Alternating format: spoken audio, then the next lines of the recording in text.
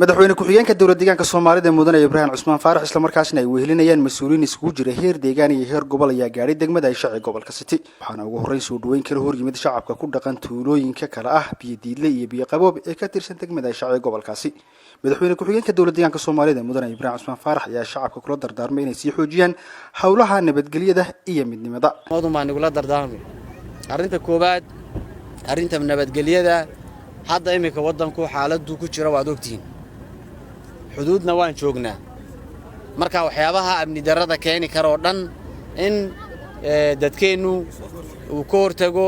uu iska war haya loo baahan yahay arinta labaad midnimada Soomaaliyeed in la eego la xoojiyo waxyaabaha lidku oo dhan inaan ka taxadarnaa loo baahan yahay marka labada arrimoodna كلنا نقدر دارن بيتاي. أنت أكيد مدحونا كحجين كدولة ديانك الصومالية مدن إبراهيم عثمان فارح مسؤولين تنكوا هيلين إذا السفر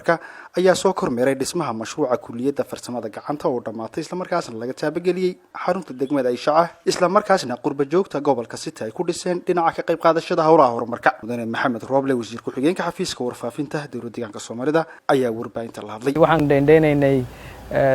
دوكسي محل هذا كلية فرسمة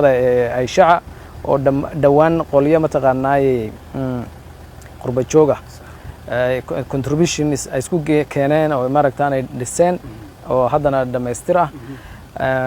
taasan indheynay si fiican bay loo dhameystiray hadda waxa la sugayaa in la hawlgeliyo oo la qalabeeyo qalabeyntiina waxa dawlad deegaanka Soomaalida ayaa looga qabtay sanadkan in la qalabeeyo waxbarashadiina haddii Ilaahay yiraahdo sida ugu dhaqsaha badan loogu bilaabo